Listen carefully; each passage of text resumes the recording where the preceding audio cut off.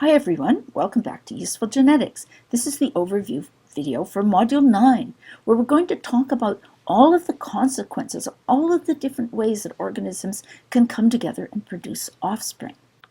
We'll start by revisiting some concepts that we first introduced in Module 5. The first of these is heritability. When we discussed heritability before, we hadn't yet considered how inheritance works. And I think you'll find that now that you've completed Module 7, heritability makes a lot more sense. The same is true for the genome-wide association studies that we discussed in Module 5, and that the personal genomics work that we discussed partly depends on. You'll find that these now make a lot more sense in the light of what we learned in Module 7. We'll use this understanding to think about breeding in two particular forms. One is the consequences of inbreeding, when the individuals that mate are more closely related than they normally would be.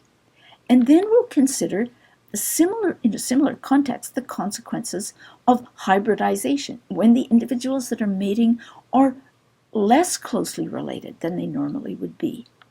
And then we're going to end with a couple of lectures on breeding of new varieties of plants. First, conventional old-fashioned plant breeding, and then the new techniques called genetic modification.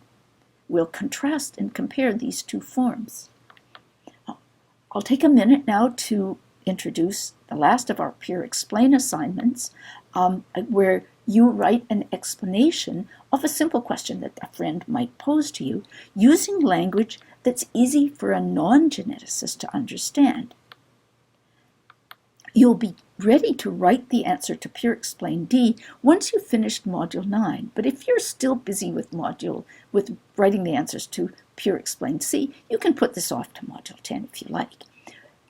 Once you've submitted it, you'll evaluate training submissions and submissions from other students before re-evaluating your own submission. Total time commitment, about 2 hours. Remember that you need to complete all the steps. Coming up next, Lecture 9A on heritability, where you'll see that the effect of genes on your phenotype depends a great deal on how variable your environment is. I hope to see you there.